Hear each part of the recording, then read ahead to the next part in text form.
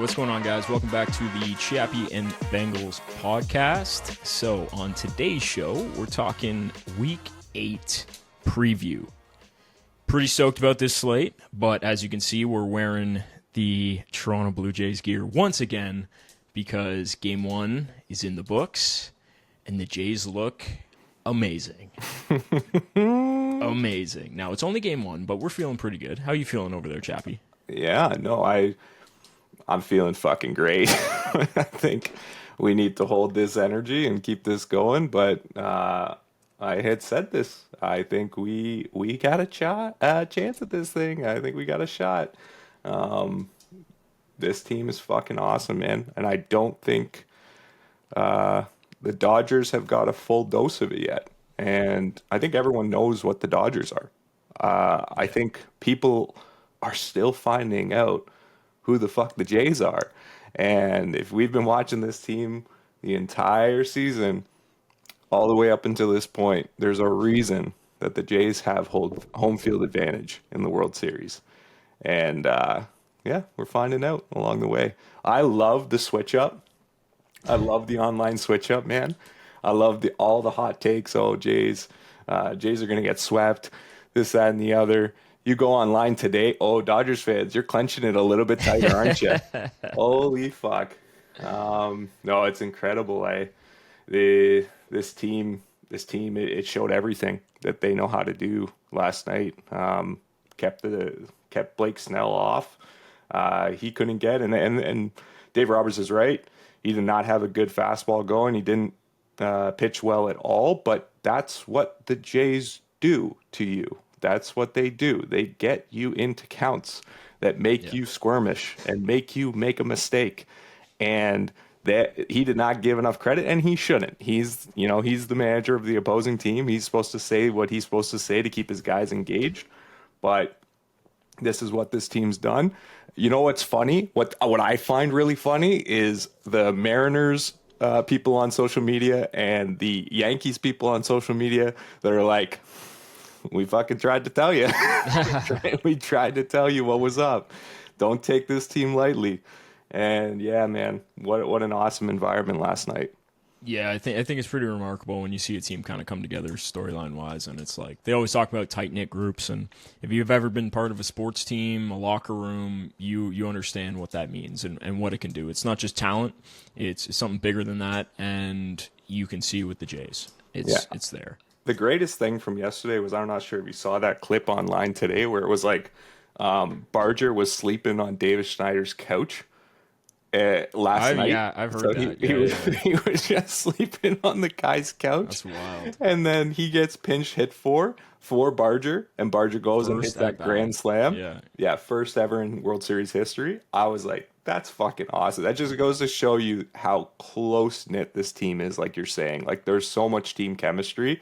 There's another clip that the Jays posted today of like what they've done all season long where they get a win and they go through and basically have the guys walk the tunnel back to the clubhouse. And this team was just like one down. Like, we're still on it. Like they're not taking anything for granted. And that should be terrifying to all the Dodger fans out there. But I was like, this tells me everything I need to know about this team going with this series. It is not going to be a pretty one.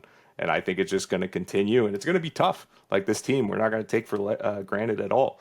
But it's awesome to watch the Jays just go into it with a business attitude, come out of it with a business attitude, and they know exactly what's on tap for the next 3 games that they're going to try to do. Yeah, no. I think that's kind of where we're at. And if, like you said, if you're a Dodgers fan, man, that's not what you want to see, because I think they were hitting on all cylinders last night. It was kind of unreal. It was just like you're watching the game, it's going slow. You're like, fuck, like, are we going to be able to get hits against these guys? Yep. Varsho goes up there, a guy that you just don't expect to do that, and then he ties the game up. Now you're starting to believe a little bit more, and then just one after the other, it was like magic. It was like magic. And this is why we watch sports, right? It's for that feeling in these moments, and it was pretty remarkable. And we got another one going tonight. We're stoked to watch that. I mean, could you imagine if these guys go up 2-0 in the series and just Yeah. going back to LA with that. Yeah, and we have to be mindful of that because we were down 2-0 in the series. So if you're a Jays fan, don't like we're feeling nice, okay? Yeah. We get that. But at the end of the day, you can't take anything for granted. This Dodgers team is elite. We know what they are. It's there's a reason that it was so heavily touted that they were going to walk through the Jays. And I think we just have to be mindful of what beast we're trying to slay here, because this team is their pitching, if it remains hot, and I would say remains hot, will be very problematic. But we've also gone through the likes of Logan Gilbert twice. We've gone through Brian Wu. We've gone through George Kirby. We've gone through Carlos Rodon. We've gone through Max Fried. We have gone through so many elite pitchers that I don't think the Dodgers realize that their guys are not that much better than the rest of those fucking teams. Yeah. So, no, we gotta remain faithful. And yeah, this team's fun to watch, and can't wait to get into the one tonight. Yeah, it's pretty remarkable, and all I can say is Blue Jays fans, Chappy, just enjoy it, man. Enjoy it because it comes and goes real fast, and it's really cool to see. So it's awesome. But now let's get on to some football talk. We got Week 8, and we're going to be going over all the lines here, putting our cards together, taking a look at kind of the narrative of each game and each matchup, and seeing what plays kind of stick out, where the values are, and that's going to correlate with some of the fantasy starts, sits as well as we take a look at each one of these matchups. So stay tuned. We're going to be putting together kind of our picks, our plays as we go through everything. And we're going to start with the first game, and we're going to go Bills-Panthers right off the 1 p.m. slate and start talking about this game. So in this matchup, how do you see this playing out, Chappy? What are we looking at here with Bills versus Panthers? Bills obviously coming off that bye week. They lost 2 in a row there. What do we expect from the Bills this week? I think this is a classic Bills dominant game. I think in recency they've actually struggled a bit with the Panthers. The Panthers are not playing all that terribly either. It's not the Panthers of old. It's probably the Panthers of the last, I want to say, like 10 weeks in the NFL, because they've actually come to be a bit of a crew here. Not outstanding by any means, but their defense is obviously shaped up a bit. This team is a little bit tougher to play against. But I just think like the Bills are, I think, -7 in this game, favored on the spread. I don't see that being a tough line for them to accomplish. I think the Bills have been playing a little bit, I want to say, crap defensively over the last couple games here, but they're still 4-2, and I think the biggest thing right now is just what that means for Josh Allen to kind of kill a narrative too. And we saw this last season when, the Bills were a little bit underrated, I would say, for the most of last season, until it really kind of took helm that Josh Allen was Josh fucking Allen, and it kind of went from there. But honestly, I think this is an easy win for the Bills. So I'm going to take the 7 there, because I just think that's the best bet probably on the day. I know Carolina can be troublesome, but I just have a feeling that I'm not sure if Kincaid is back or not. I know he's listed as questionable. Still questionable. We're not sure yet, but that's something to keep an eye on, because I think we noticed how pivotal he is to that passing attack, right? Yeah. So if that is the case, I think that alone will be a big determining factor of whether or not that 7 really becomes very valued. But I think that's where I kind of take a look at what these two teams are right now. Like the overall Panthers are still like mid-tier in the league. The defense for the Bills has been mid to honestly the lower end of the league right now. But I think Milano's going to get back. There's going to be some opportunity there. The offense is still ranked 5th in the league, and I think that offense is just going to be too much, honestly, for the Panthers to kind of overcome. So I think they're going to get up, and they're going to be able to kind of control the game from there. Yeah, okay, makes sense. So some key things to take a look at here with this matchup. 1, Andy Dalton starting. Bryce Young is going to be out.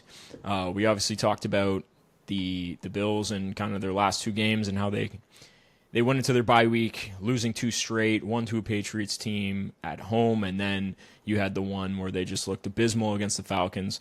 And I think you got to chalk that up to finally playing better defenses. The previous weeks, they weren't really playing teams that had great defense, and they also weren't dealing with, Kincaid being out, how that affects the pass game.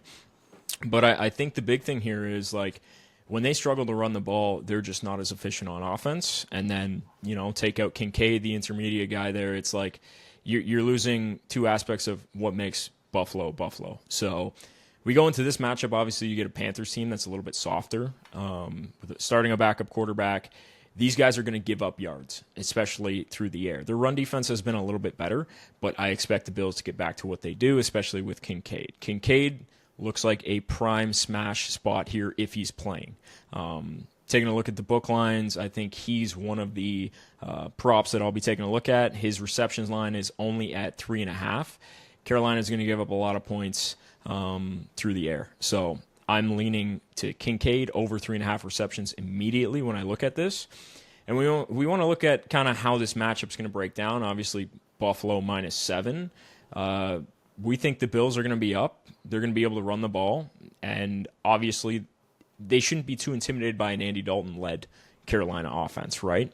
The only thing is Buffalo's given up some rush yards, so I'm curious to see how Rico Dowdle and Chuba do against this defense. Is Carolina going to be able to hang in there? So when I look at kind of the lines right now, I think they're going with the hot hand. Dowdle's line's only set at 50 rush yards. The only thing with that is you're hesitant because you don't know what Buffalo Bills offense you're going to get, right? If they get behind too quickly, do they shy away from the rushing on the Carolina side? That's the question. But the immediate ones that stand out to me are Kincaid over 3.5 receptions, and I actually want to take the Josh Allen under 30.5, might be down to 29.5 pass attempts in the game overall.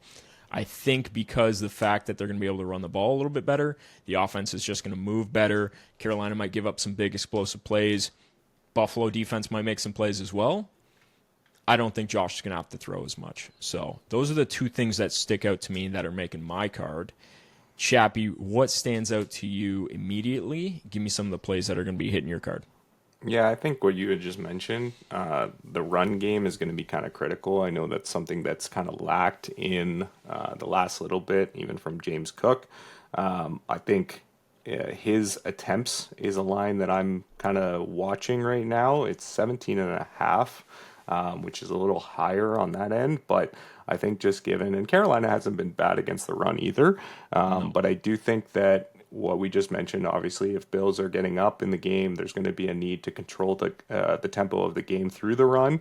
I think they're going to try and obviously pace the game, not through pass attempts like you just mentioned, but through rush attempts and kind of keep the clock moving. I don't expect them to be behind in this game, just given obviously Andy Dalton is leading that front, and I'm not anything against Andy Dalton, but I do think honestly he might be better than Bryce Young. He might be, and sometimes that happens too, right? Like where you get that backup quarterback kind of synced up into the thing, and we've just seen it a couple times here in other teams. So that's one thing that I'm kind of watching, and then I just think an easy one right now, and it's something that I've been watching all throughout the week, and I might even go for two, is a James Cook anytime touchdown.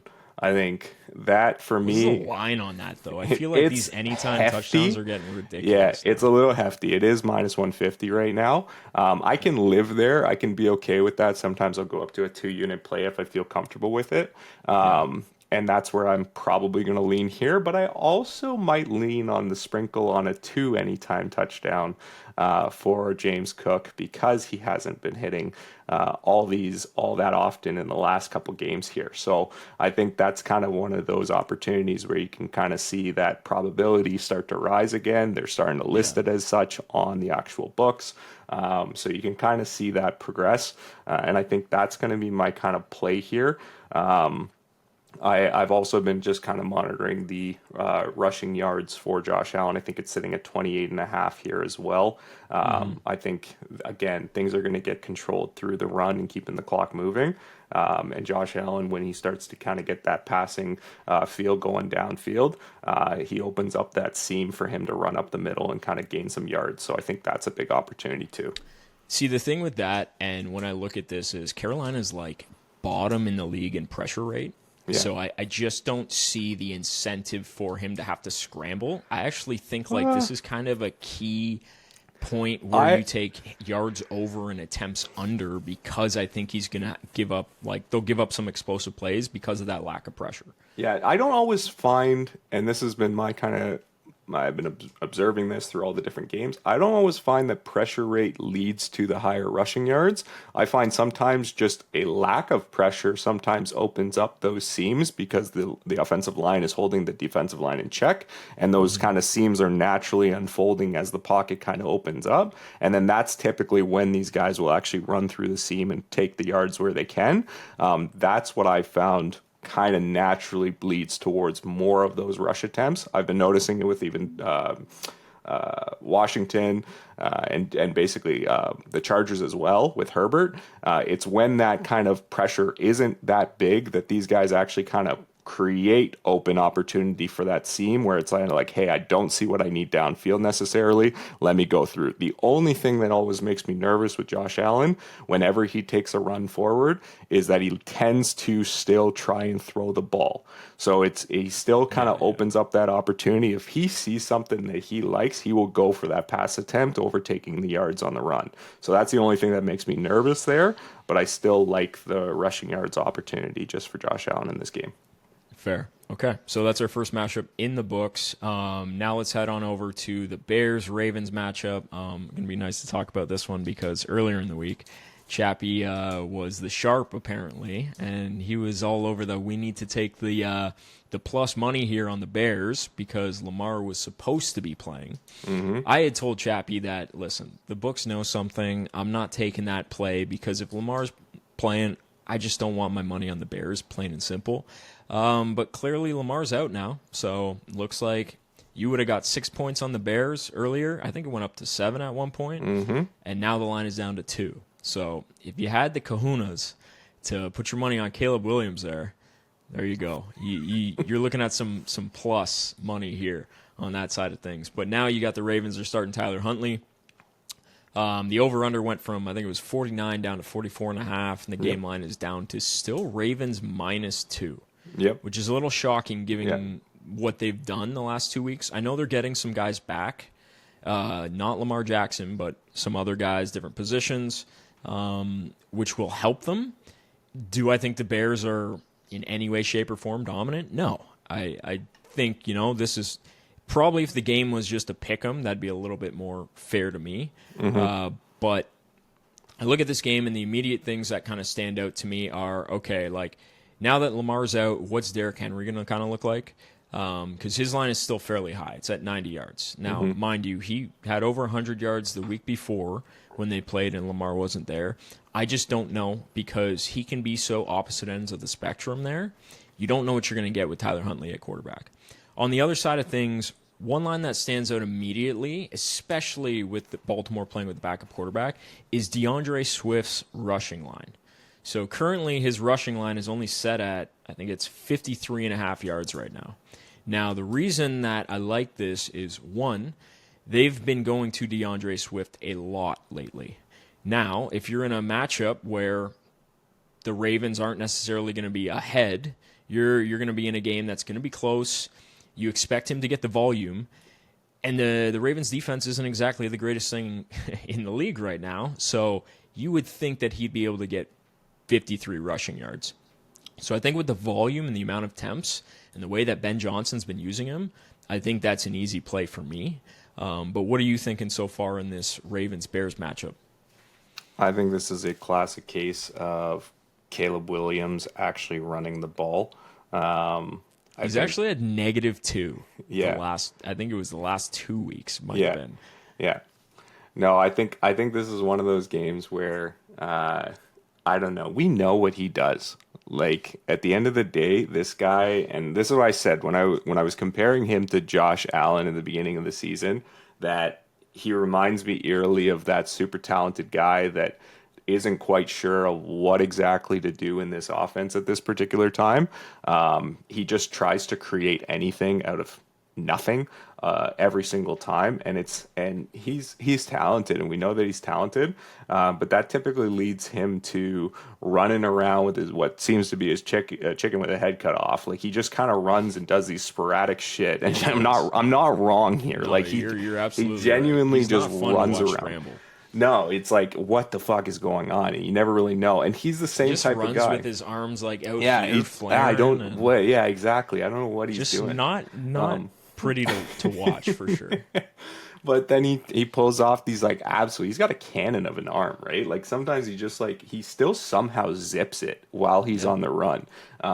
So that's obviously where all the hype is, right? But I think just coming from what this team has been defending the run, Baltimore, I just think there's some opportunity where that same thing is going to happen where there is like a little bit of that pass rush element where they are going to actually get him to kind of get outside the box, and typically he does. He will always try to get outside the box.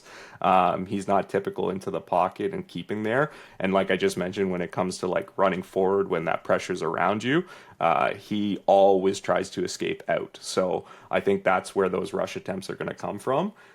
So right now the line is 4.5, and I think that's to me it's actually a pretty good bet to take right now, just all things considered with this Baltimore team. Just there's not a whole lot that's going right for this Baltimore team at this particular time.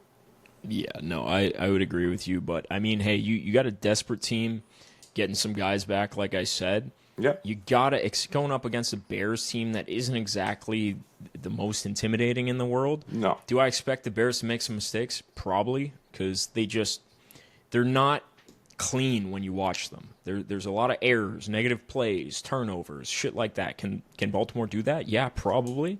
So that's why I expect this game to be tighter, even with a backup quarterback in. Now on the other side, like Caleb Williams, if you can't get this passing game going against the Ravens defense that's been bottom 3 against the pass, I mean, I'm not confident with you the rest of the season if you can't do that. Yeah. I expect this week to see a heavy dose of Rome Odunze, finally getting that anytime TD. Like, you gotta get that going because he's just been, I think he's only had like 2 catches last 2 weeks. It just hasn't been great. Obviously, we took him previous week. Did not work out. But I think because they were up so much too, they just kept leaning on that run game that we were talking about. So I think that's kind of my play is DeAndre Swift, watching him, and then the Rome Odunze over 4.5 receptions. This has got to be this is a get right spot for him for sure. Yeah, I think on that point too, I've even leaned like to where you're going with it with Swift. I would take actually his reception line at 2.5. I think that's a big opportunity where again, like there's going to be those opportunities throughout the game here where pass rush is going to happen again. He's going to scramble. They're going to do these little seam routes and whatever the case, and he's going to be able to kind of get open ahead closer to the first down line. So I think there's going to be a little couple of those, and 2.5 is nice for me. So just consider like that's what Ben Johnson has done. Like that's just what he uses his RBs for. So I think that's the biggest thing for me right now is how and what value like Swift in the last 3 weeks here. And if you've been paying attention, Swift is on a steep rise right now in terms of his volume. His usage has been going His usage through the is just absolutely taken off. So that's where I can kind of see those packages kind of working in that favor. And so 2.5 on that as well. Yeah, he had 19 attempts last week for 124 yards on the ground. That was against New Orleans, though. Mind you, New Orleans, bad defense, get it. And then the week before that was Washington, same thing. Their defense isn't great against the run. And I think, like, I look at the line right now, it's 2.5 on Swift. His past 2 games, 1 catch and then 2 catches. The only thing I'm worried about with that is, like, how is this game going to shape out? Are they going to be playing from behind? Do they need to check it down? Is Baltimore's pass rush going to be there? I don't necessarily know. That's what's going to force him to do that stuff. And when you say Caleb Williams scrambles, that also takes away from the amount of snaps that he's going to be trying to check it down if he's scrambling too. So yeah. I look at it. I've seen the volume on the ground from him. He's going up against a Baltimore team that's giving up yards everywhere. I'm going to stick with Swift. I think that's a soft number on the rushing yard side of things. But Fair. anything on the Baltimore side that stands out to you? I think Derrick Henry's due. We've talked about what this is. The only problem with that Bears is run just, D like, is they gotta be asshole. yeah, they gotta be using him in some which way.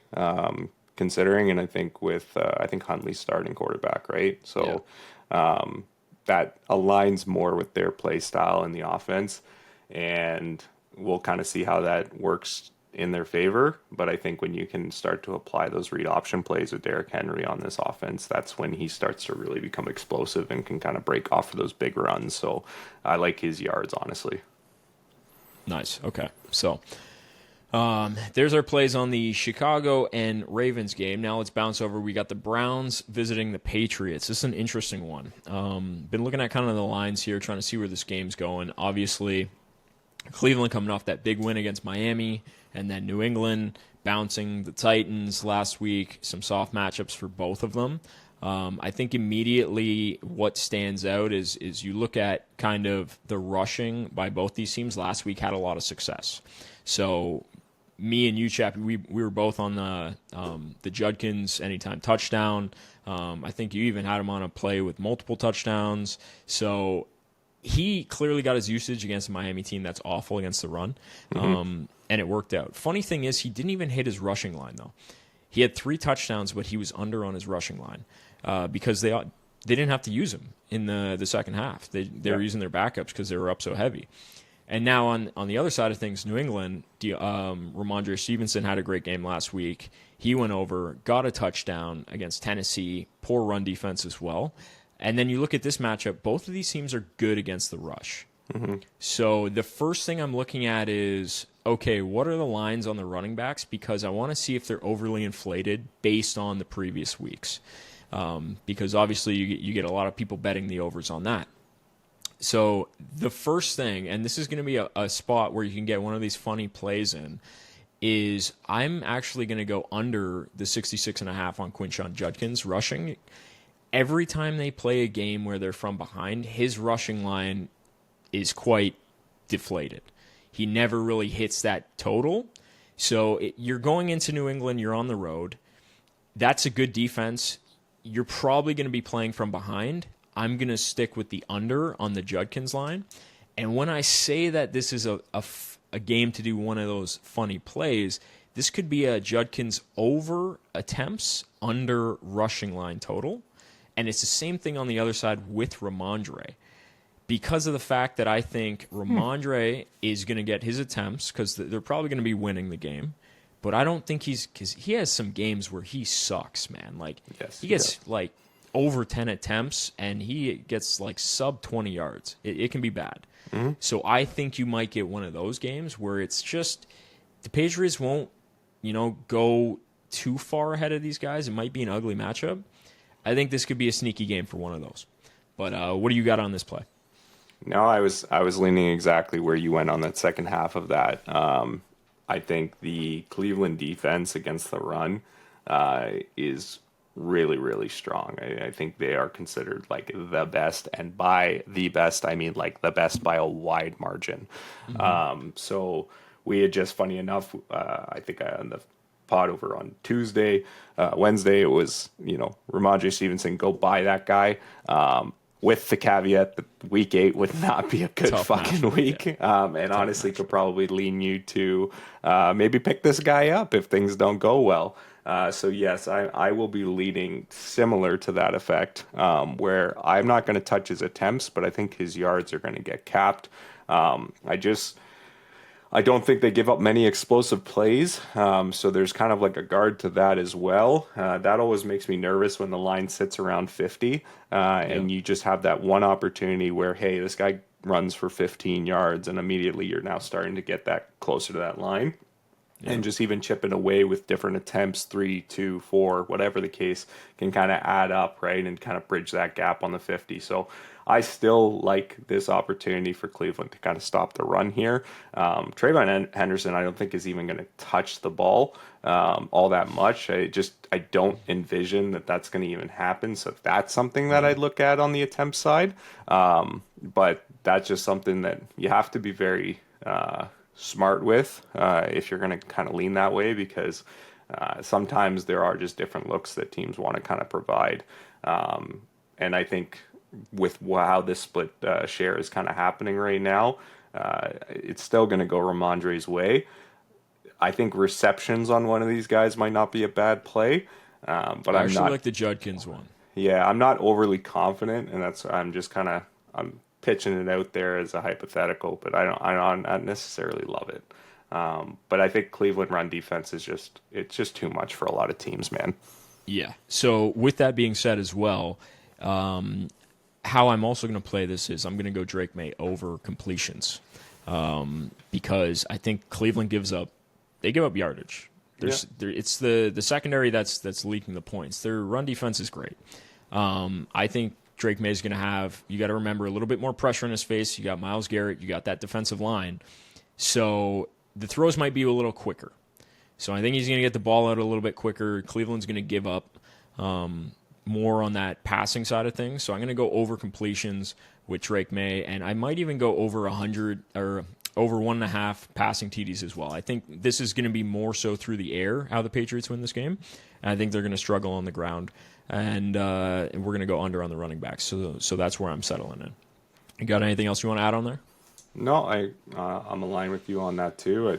I think we're Drake, on the line. Yeah, so far, eh? Yeah, I know. I don't love that either. Like I think there's there's a little bit of me that's not really a fan of being aligned here.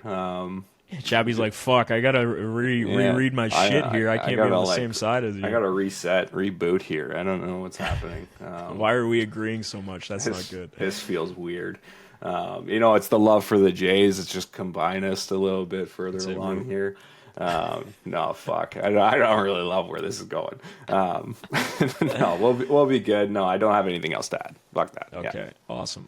Okay, now, so we got that one out of the way. Now let's bounce over. We got another 1 p.m. game. We're going to go Dolphins-Falcons here. And we were just kind of touching on a little bit of the Dolphins and how we feel about them and what they're giving up on the defensive side of things. I think this is a pretty easy smash right here for Bijan Robinson. I don't see it any other way. Now, the other thing is we got Kirk Cousins starting at quarterback. Yep. So I just had to do that swap. I picked up Mark Penix. Sorry, not Mark Michael Penix. Michael Penix. Jeez. Yes. And then I literally had to drop Michael Penix and I went and got Kirk Cousins. Yeah. So, yeah, no, I think we see what Kirk Cousins can do, man. He's going to fill in. He's going to play. He's going to take advantage of this moment. I'm not afraid of that. If you watch that quarterback series on Netflix, you can tell how this guy wants it, right? Yeah. Like now pressure's off too. He's a backup. He's coming in. He's going to have fun against Miami. Miami has no pass rush. Yeah. No pass rush. And so that's like what in breaks saying that, Darnell Mooney to the fucking moon. Yeah, I think that's the obvious one there because we've seen what that relationship looks like. He feeds them. That is a line that I'm definitely watching. This is one of those games where I'm like, I'm going Bijan for sure. I'm going over his rushing yards. Yeah. It's at 90 right now. He's gonna smoke the Dolphins. Yeah. I'm gonna take him over any day of the week. And especially twice a week against the Dolphins. Yeah. And then secondary, like you said, if Kirk Cousins is playing, I look at that relationship that he had with Mooney prior to, and that's a line I definitely want to target. Yeah, it's 3.5 right now. I was staring that the second I got that news on the app. I was like, oh, that is just prime Mooney territory. I've been looking at him to start in some fantasy leagues because I was like, well, shit, this is now something just the same as like Kendrick Bourne and Mac Jones. Like this is the same shit where it's like you just have that historical relationship with a quarterback and a receiver. And there was games last season where this guy had 8-9 receptions in a game. Yeah. So this is kind of like his nice comfort spot where he hits that slot on the side. And then just kind of get some extra yardage there. But I think this is just kind of like one of those spots where Darnell Mooney at that line specifically is so completely under like cooked right now from the books. They're I don't know. It's something to me. I'm like, oh, that's a smash. It's like 100% a smash, given the history here. Yeah. The only thing that scares me in this game is like, I think there's going to be Dolphins turnovers. It could even be 6 points on the defensive side of things. Like, is the game going to get away? And then it's just like we're watching this Dolphins team unravel like it did last week. And then that's where you start to lose some of these unders, right? Just like, the attempts, is he going to need to throw enough? Is he like, are these guys going to get enough volume to start where it's like they can hit these lines? Like Mooney's line right now, 41.5 yards. He could get that on 2 catches. 2 catches. And then his reception line is only 3.5 right now. Yeah. Like, these are really low, but you got to kind of factor in, okay, like, can this game get that far out of reach where it's like they don't need to do that? That's the only thing that scares me on the totals there. And then on the Dolphins side of things, you're just looking at like, okay, Dolphins are going to play from behind. You're going against a wicked Atlanta pass defense. It's the checkdowns with Achane. His line's at 4.5. He hasn't gone over that in a couple weeks, which I don't know. I don't know if I can trust this Miami team. A lot of my plays are going to be on the Falcons this week for sure. That's fair. Okay, so that game pretty straightforward. Now we're going to bounce over. We got a little revenge game here for the Eagles. Eagles-Giants, the exciting whites rolling into Philly. We're going to see if Philly can get their revenge on the Giants after that shellacking on Thursday night a couple weeks ago. The big thing here is obviously A.J. Brown out with a hamstring injury, so he's going to be on the bench. So that's everybody playing Devontae Smith. Yeah, he's definitely in your lineup for sure. And the lines are reflecting that as well. The other thing on the Giants side, the ball is going through Scatterboo and Jackson Dart right now. And I just, the way they scored points on these Eagles a couple weeks ago, do I think it's going to be the same thing this week? Probably not. You're playing in Philadelphia. You got a team that has Jalen Carter back. He was missing a couple weeks ago. I think this is going to be a different outcome. But immediately, the lines that stand out to me, Dallas Goedert, for sure. His line is at 4.5 on the receptions. Obviously, with A.J. Brown being out, somebody's going to have to get the targets, and he's the underneath guy. I think he gets those, short passes, dump-offs. I don't think Philly's run game is going to obliterate the Giants. It just hasn't looked amazing. So I'm going Goddard. I think he goes over his receptions line. Now, what do you got? Given last week's tremendous call by one Bengals over here about A.J. Brown, we know he's not going to get the ball. And the passing game, it's trash. We're going to go to the run game. We're going to go to the run game, and that's how it's going to go. Well, you know what? Actually, what I'm going to do is I'm just going to tap into that energy right now, and I'm going to go 100,000 fucking % into the run game with Saquon. Oh, with Saquon. 100,000, I mean, 400 million %. You're going to have to cash at some point. Number one, revenge. Number two, home. Number three, this guy's not been fucking good. He's fucking amazing. And you can still see the bursts of the great stuff that's going on here. We just talked about this on the recap from last week, that this team's offense is stuck in the mud because the run game and the trench game is not doing well.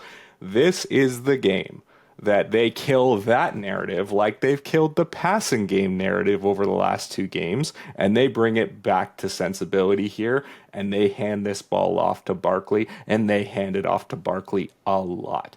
They are going to run him, and I think right now the line is, 19.5? Attempts. For Barkley? Yeah. I'm taking it. 100%. I think he reaches that 20 mark. I think he reaches 25. I think they just push into that right now. Oh, I know.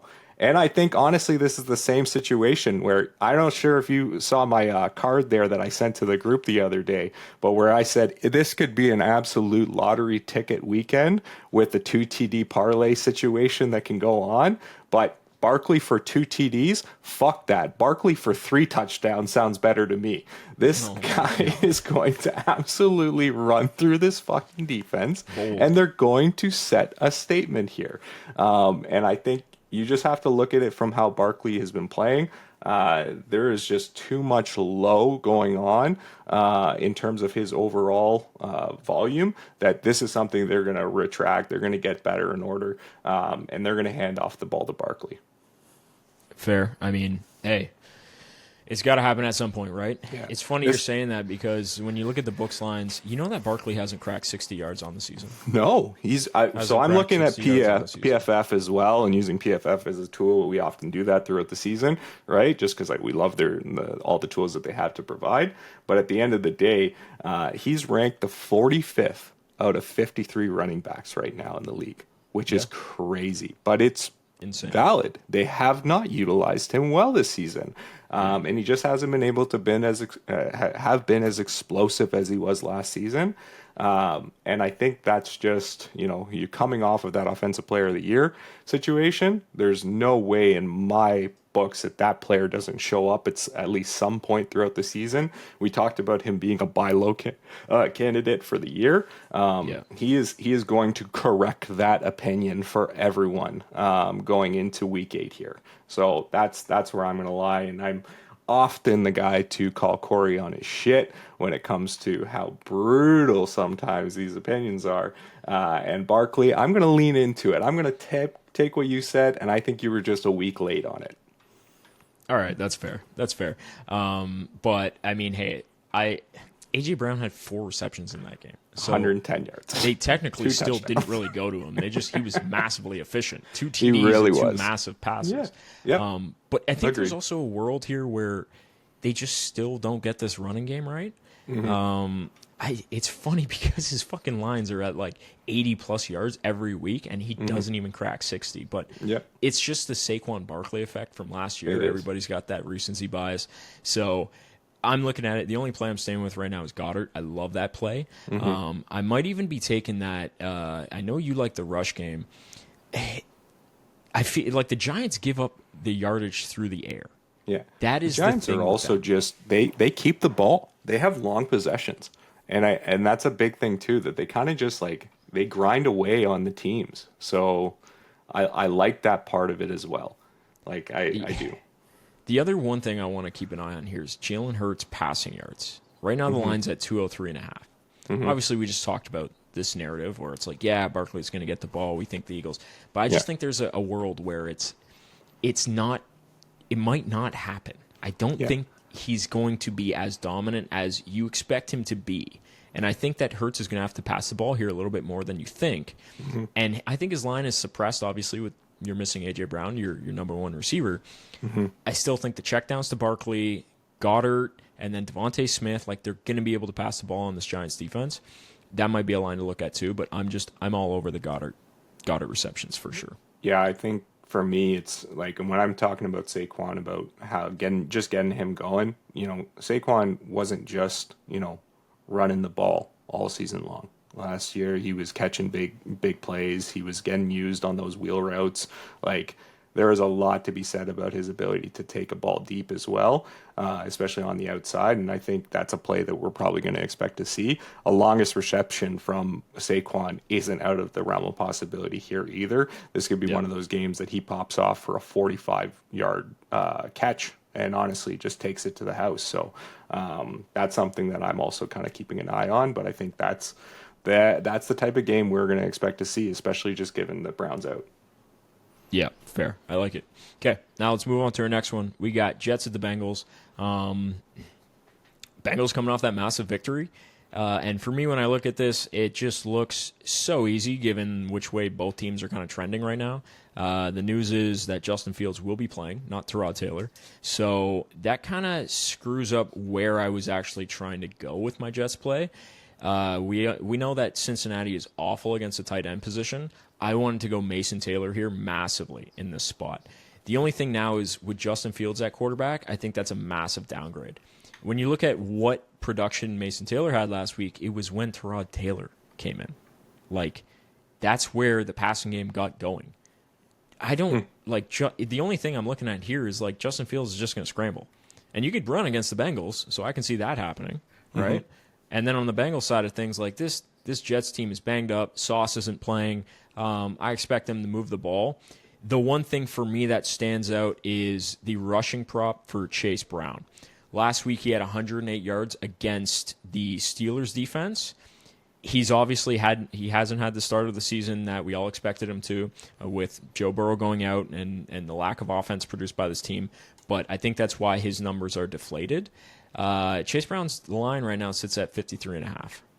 And if we're projecting the Bengals to win the game and be ahead, I just think he's going to get the volume, whereas all it takes is one big run to really cash this. So I think the attempts are going to be there. That's something I'm looking at. And everybody's on the whole recency. Flacco, 40 attempts throwing. Jamar Chase with 12 receptions. I'm going to lean on the Chase Brown side of things against the Jets, just the script that I see. Now, what do you got? Yeah, no, I don't believe in that at all. I think that's great. But I think you're dealing with the fourth-ranked run defense with the Jets. I think that Chase Brown has struggled mightily to get anything going. Now, I agree, and we had said this about the Bengals, that they're starting to resync back up into the offense that we've expected.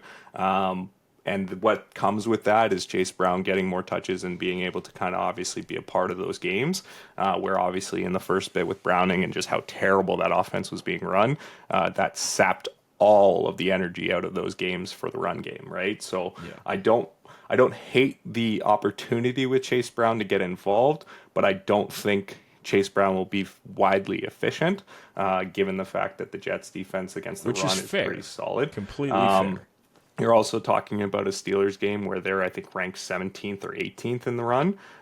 So I think that's something to also be mindful of against that result with Chase Brown. That being said, I think the Bengals defense is fucking atrocious against the run. And so I cannot help but look at Breece Hall as a candidate for a explosive something going on. Isn't he this still questionable? Right now, I'm not sure he's about necessarily that. for sure playing yet, which when I look at it, like they even had Josh Reynolds ruled out. Yeah. So there's no Garrett Wilson, no Josh Reynolds. You got Breece Hall, who's questionable. What do you do? I would take Justin Fields or Breece Hall at this point again for the rush attempts. I think that's something that I think, if he's obviously questionable, that's one thing. I didn't see that. Justin Fields' rush line is obvious play. Yeah. Obvious play. There's no one else that he's going to give the ball to. You're right. He is listed questionable. But it looks like he's definitely on the upside to go. So far, yeah, that's what it says. Yeah, when I look at this, man, I don't want anything to do with any of the Jets players. Listen, the Bengals defense isn't that great, but they do create turnovers. Yeah. That's the thing. So what happens when this game gets, out of hand? Yeah. Are they going to be handing the ball off to Breece Hall? No, probably not. Yeah. The money for me is on the receptions and the reception yards. Yes. I think. But then that's what I thought with Tyrod Taylor. Now you get Justin Fields, and it's like, well, fuck. He doesn't check it down. He just runs himself. Yeah. So that's the problem I have. The Justin Fields is definitely the opportunity there for the run game, especially. The game was perfect with Tyrod Taylor. But I think there's still an opportunity, even from a rush rec perspective for Breece Hall, if he's playing, if he's going, even an anytime touchdown for him. Like, there's not a whole lot of weapons here that they can go to. So, like, when you have to do that, you do have to, like, center in and funnel your volume into certain players. And I think to what you just said, we were saying this, and honestly, this could be a no bet altogether, but these are just the best ones that we're kind of looking at right now. But we watched that Justin Fields performance and throughout the season here, and we were like, fuck, man, like, there are so many bad quarterbacks in this league. Like, if you want to, everything funnels from there. If you have bad quarterback play, every part of the game goes to shit. And so you just can't trust things that happen in the hands of a guy like Justin Fields right now. But the rush attempts, that opportunity, I think, is going to be there. His rushing yards, I think, is going to be there. I think Breece Hall is going to have somewhat, if he's playing, a bit of a breakout for the season, because he has not been. He's had decent games, but anything special. So I think those lines are all kind of filtered towards that. And like I said, I think they're going to still be scoring some touchdowns here in the game, but it is going to definitely come from a few select people for this Jets offense if they do get a chance to score. That's fair. Okay, now let's move on to our next one. I think this is going to be my spot of the week, where my favorite pick is in this Bucks Saints game. The big thing for me is obviously Tampa Bay down these players. Mike Evans out. At this point, it's not looking good for him. He's placed on the IR. Tampa Bay is going to be without Godwin, without Bucky Irving, so they're still kind of missing a lot of those offensive pieces. Immediately when I'm looking at the lines, I look at Ibuka. Last week was a weird week because Baker was off on a lot of his throws. There was a ton of targets there for Ibuka, He's been but hurt. just not a lot of production. Yeah. And then I just look at the Saints defense. It's like that's nothing to be afraid of. So I think this game is going to be relatively back and forth between both teams. And then Ibuka's line right now, 5.5 receptions, and then the yardage, 76.5. So obviously they're accounting for him to be a pivotal piece of this offense in this game. I'm actually looking on the Saints side of things, and the big thing that stands out to me is Chris Olave and his usage as of late, and it's been going through the roof. I think he's second in the league in targets next to like Jamar Chase, JSN. Like he's up there in that ballpark with target percentage. And I just look at his usage.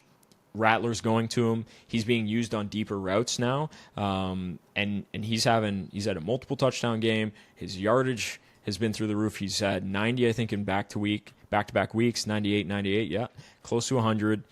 Right now his line is set at 63.5. Tampa Bay's defense gives up passing yards and receptions. It all goes through. They're like a passing funnel. So when I look at this, if the game is going to be relatively close, I want Chris Olave all day, just based off what I've seen. Even as his reception line, 6.5, I'm going to go yardage. I think he's going to have a big game. Big game here. No, that's valid for sure. I think there's a couple things that kind of stand out to me. One of that being just the lack of usage from Alvin Kamara. We know he's getting up there in a bit of age here. He's made it quite clear that he wants to stay a Saint, kind of heading into the trade deadline.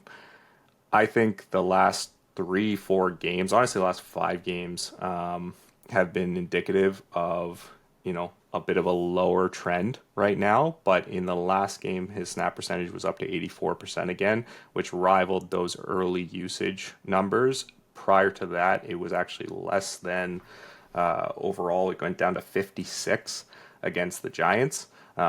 He was not being used heavy at all in those games. So I think there's a bit of a trend leaning towards a Tampa team that's a little soft against the run and soft against running backs as well. And I think there's going to be something to be said there. Now, again, kind of leaning on the Saints side of the game here. Obviously, Tampa is widely favored in that regard, regardless of the fact that they have some injuries. Yeah. I still think that even the rec line, I think it's 2.5. This is kind of Kamara's game, right? Like there are opportunities where he's going to kind of start to get his work in. And they just haven't been playing that way over the last little bit. As you mentioned, the volume is definitely going Chris Olave's way. However, I just think there's an opportunity where Kamara is going to kind of step into one here. Again, these are law of averages type of scenario where you just have these kind of lower end weeks back to back to back. If his volume and percentage and snap share kind of remains consistent, which it did, I kind of saw an uptick where it went from 56 to 63, then back up to 84. In the early going, it was averaging around 78%. So if that's going to lean that way, those were against teams that were much better, much more likely to get run against. That I'm talking about Arizona, right? Buffalo was having some struggles against it. That's going to be something, even San Fran, right? So if we're going to start to see that kind of catered offense, I think it's going to go back to Kamara in this week. Yeah, fair. Okay, fair take. Now let's bounce over to the Dallas-Denver game. I think this is the game that everybody's got the overs all across their card with, right? Dallas's defense is the worst in the league. They're giving up tremendous amounts to everybody, running backs, receivers, tight ends, you name it. So when I look at this game, you're obviously like the easy smash spots are the Cortland Sutton, the J.K. Dobbins, things like that. And another side of things, this is also Javonte Williams is returning to Denver. So I look at his lines. I always like, sprinkling some on the guys that have a little bit more to play for. He's a guy I'm looking at. And then I just don't know. I hear there's always a lot of talk about this Denver defense, but like they're giving up points. They're giving up points. Like last week, the Giants went in there. They were up. Aside from their meltdown, they put up points on these guys. Scadaboo had a day. Jackson Dart had a day. Like Wandale had a day. Like I don't know if I'm terrified of these guys just yet. But if you're going to be able to score on Dallas, they're going to need to be able to hang in there too. So I think the big thing when you look at this, I look at Bo Nix's passing yards, and I think that's immediately where I'm going to go because you're probably going to have to throw to keep up with them. But I also look at J.K. Dobbins is in a sweet spot because they're just going to carve up the Dallas defense. So it's just overs across the board, which is terrifying to me in this game. Like I want all of it. I want all the overs with all these guys because you just know it's going to be some sort of a shootout. Could be a letdown, but based on what the books have the line at for the total, 51, I expect points to be scored. Cortland Sutton, J.K. Dobbins, Bo Nix, I might be putting overs on my parlay card. What do you think? Yeah, I'm leaning Dobbins, honestly. It's I think right now set at 15.5 for his rush attempts. Right now his total, as what I see it on at least FanDuel, is 68.5. And I think that's something that this team has not done a great job of, the Cowboys, in kind of stopping that. I think right now they are ranked currently 28th in that regard for rush yards. So that's something that I think is going to be exploited again. We know how this team operates in Denver. Right now, as you just mentioned, the points are definitely leaning higher at 50 plus. That kind of leans to a bit more of a shootout style kind of game. But I do think just if Denver does get into any sort of a lead, that's where they're going to kind of lean on to kill the clock. And right now, the matchups defensively are significantly favoring Denver against the secondary and the defense for the Cowboys. So I think that's kind of going to be a little bit there too. I like Cortland Sutton as well. His matchup is really nice. There's just some good opportunities there for the team to actually kind of get some big yardage plays. We'll see how it plays out, but I think there's a good matchup here altogether, even coaching. So we'll kind of see how this plays out. Yeah, fair. I like it. All right, we're going to talk about one more matchup, and we're going to get out of here. We're going Green Bay Packers at the Pittsburgh Steelers, the Sunday night matchup. This is going to be a big one. Aaron Rodgers gets a little revenge game against his Packers in Pittsburgh, and obviously we saw the Steelers give up, tremendous amount of points to the Bengals last week. It's going to be interesting to see what the Packers bring to the table out here. They are getting Christian Watson back for this game. It looks like an easy smash spot for Jordan Love, but at the same time, the inconsistency I can't trust with him. I don't know what he's going to be like on the road either. I've had a tough time kind of figuring out what I'd like to go with in this game. I think the big one that stands out is actually the under on Jalen Warren's rushing yards. He had a tremendous game last week against the Bengals, who are very soft against the run. The Packers are not that same team. And I think he's going to have more of a day through the receiving side of things. I'm going to take him under rushing yards, Jalen Warren. Now, what are you thinking? I thought for a second you were going to go under on his receptions. I was like, did you just hype that up and then just switch it up at the end? That's awesome. No, I think you're probably on that in terms of the reception line with Warren. I think that, again, we know that Aaron Rodgers' check down is the thing in the NFL. This guy just loves to check down. Especially with that Packers defensive line. Yeah, and that's just something that they're going to get hot on it. He's going to go to his guy, especially in any kind of like turmoil that he's going to see. I think Jalen Warren definitely there. And then kind of interesting just to see the overall, but I can't help but just kind of look at the, like you just mentioned about the Steelers' run defense and just how they kind of got carved up a bit. Like Josh Jacobs, man, like I think he had a bit of a down game last week, but he had obviously the couple touchdowns. That's been kind of what's been happening with Jacobs. He's not been getting the overall necessarily the yardage volume, but he's definitely been getting the attempts and he's definitely been capitalizing on it.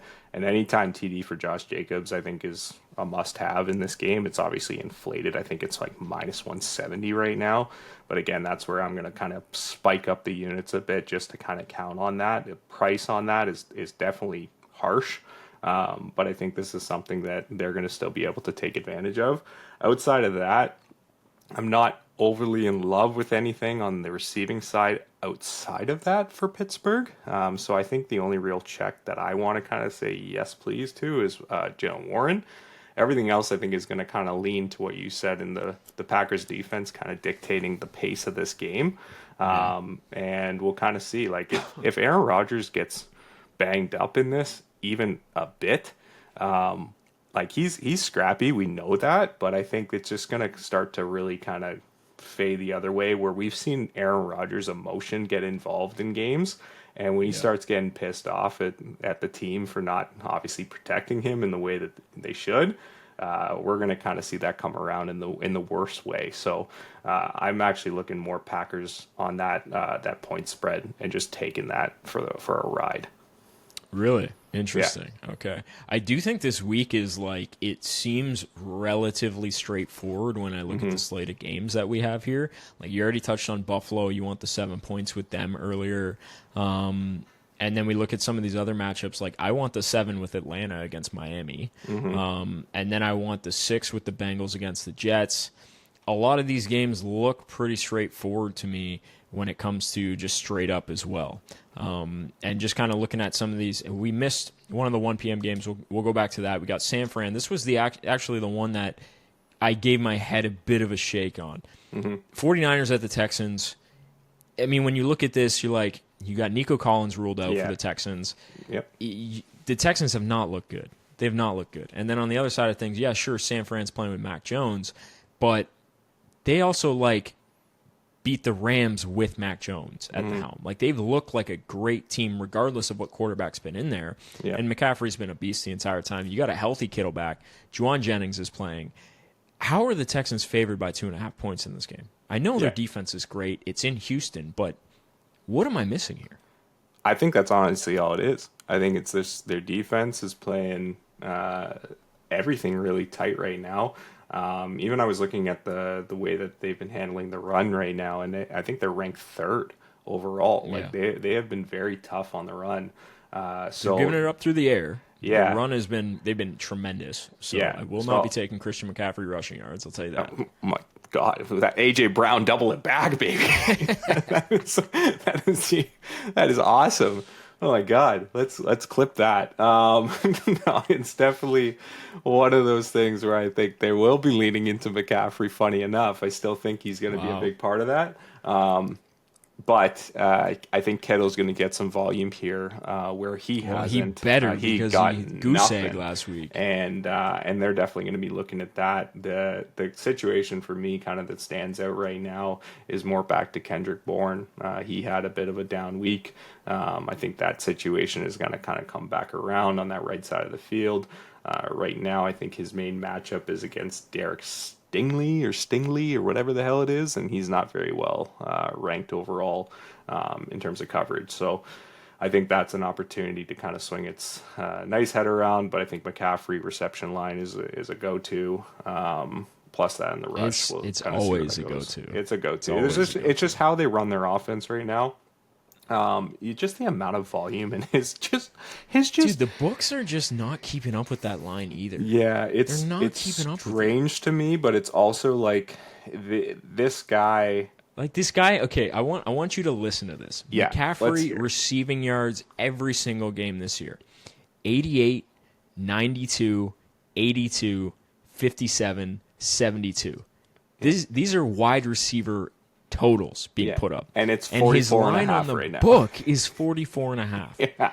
I understand, like, the Texans are probably not going to put up a shit ton of points, but I do think that the 49ers struggle a little bit with this defense. So don't you think the game might be relatively in the same ballpark? Yep. And McCaffrey's going to get some dump-offs, and all he needs is a couple to get his yardage.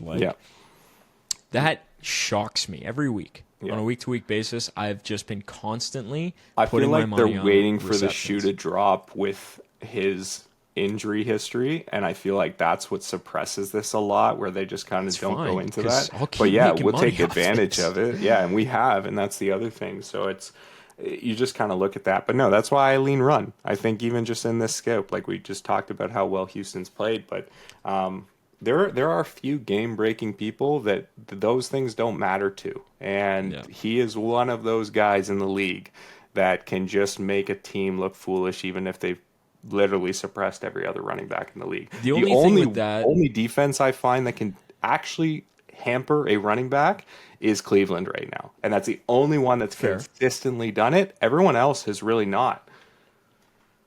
I mean, Texans have been pretty good. They've been pretty good against it. And the thing with McCaffrey was like his rushing totals were 52, 49, 57, 54. Like he wasn't really cracking anything until last game.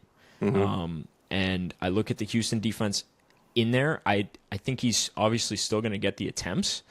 I just don't know yet. I can't take one game and be like, hey, that's it. But the volume's definitely going to be there for sure. I still love the fact that he's amazing in those check down games. They use him out of the backfield so well, and I just expect that just to have more of that. So I'm going to roll with that. And on the Houston side of things, I'm just not touching anything, man. I can't trust C.J. Stroud. I don't know what the run game is. Maybe check downs to like Woody Marks. That might be the play. Like, other than that, I'm just my guy. How could I? Dalton Schultz, baby. Schultz. What are you talking about? Yeah. Forgot about Schultzy boy, man. Let's see what his line is. So receptions, Dalton Schultz 5.5. Obviously, they're starting to creep up now because you're seeing his usage. Somebody's got to get the ball. Nico Collins is out. I'm going with Schultz. That's fair. All right. I don't really have much else to kind of take on that. I think Yeah, there isn't a whole lot else to like pump into I that one. think Hutchison isn't a bad bet right now at 2.5.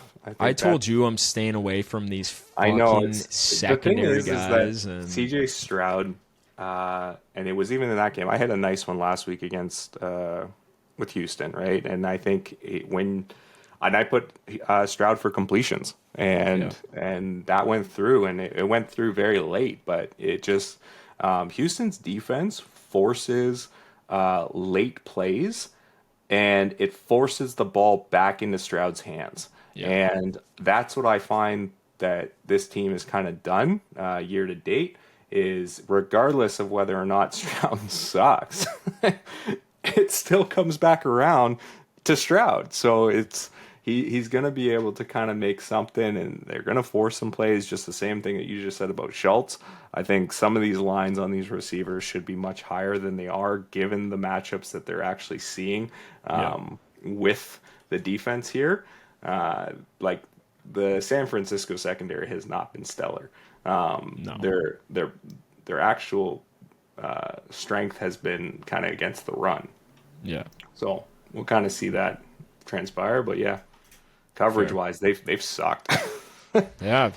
Yeah. They have. So yeah, that's interesting to play out. Might take the 2.5 in that game on the 49ers. Just Houston just hasn't really shown me anything. But yeah, we got one more in that 4 p.m. slate as well. The Tennessee Titans, Indianapolis Colts. I think this is going to be a quick take on these guys. Pretty straightforward. Jonathan Taylor for 3+ touchdowns in this game. It's his line right now on anytime TD is ridiculous.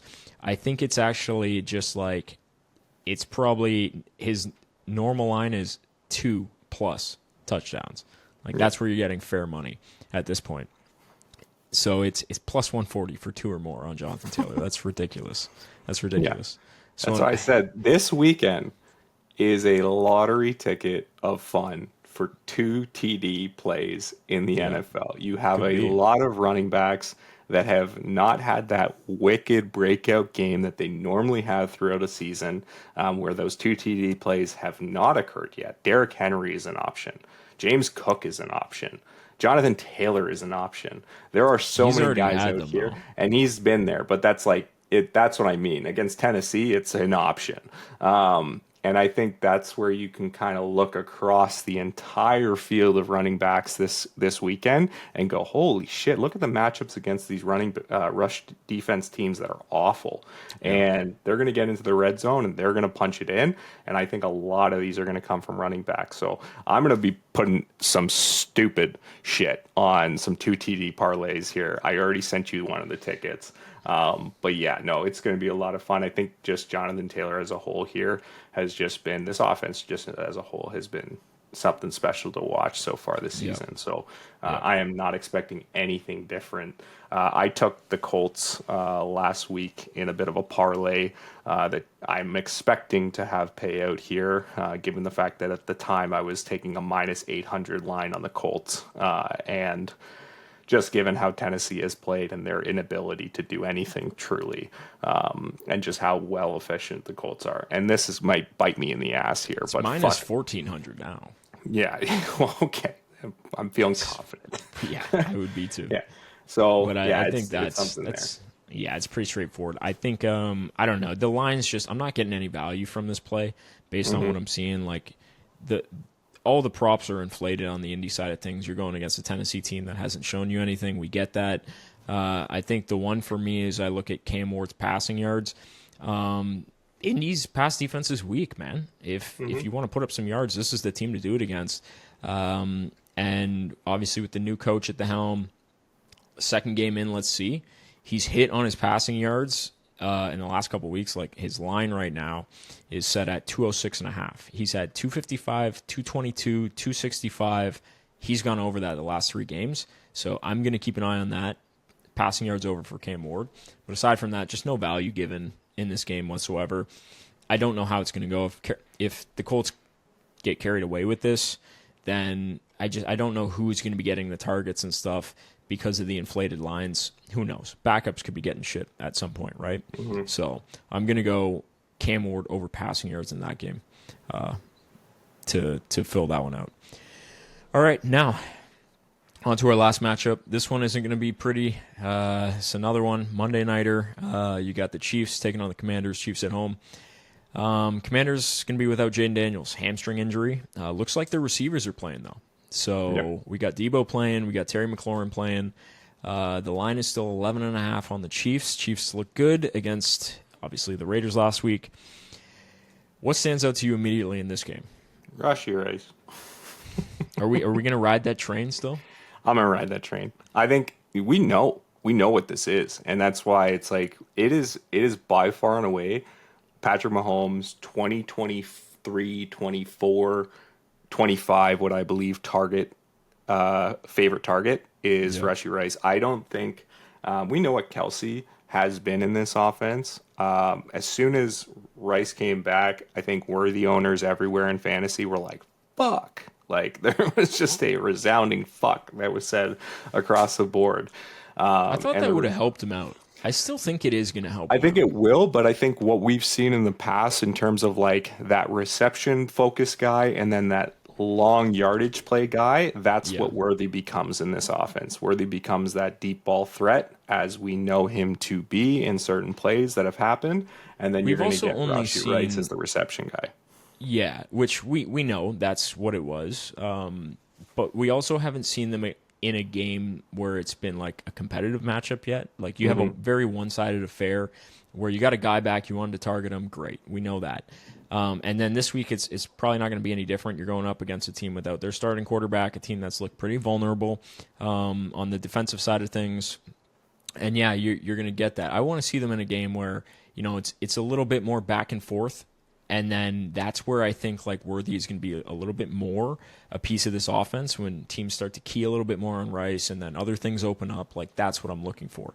But right now, you got to lean with him. I don't know if the books they're going to keep up with what he's going to get right now just yet. So Yeah, they're keeping up, I think, on the yardage, and now already they've spiked his over up to 6.5, which then obviously becomes part of that. Okay, do you want to take that line already at Yeah. that number? Because that's now elite territory. That's in Yeah. Amon-Ra St. Brown. That's on fucking like Justin Jefferson. That's in all these guys, Yeah. Jamar Chase type of territory. And with Patrick Mahomes playing the way he is right now, I am not going to say that that's a wrong thing to think either, right? Yeah. But I think what I'm looking at here is just actually funny enough to mention Worthy's line. Worthy's reception line is 3.5. Yeah. And then his yardage is 47.5. And those are things that I'm looking at that are obviously priced pretty aggressively. But I still like that play considering that the safeties and even the cornerbacks for Washington have not been solid against big plays. And so that's something that I want to keep an eye on. I think even the middle of the box here for a guy like Kelsey is something to kind of keep an eye on because this is something that the team is going to obviously try and put pressure on Patrick Mahomes. But we know where he likes to go when it comes down to that, and that is Rashee Rice and that is Travis Kelce.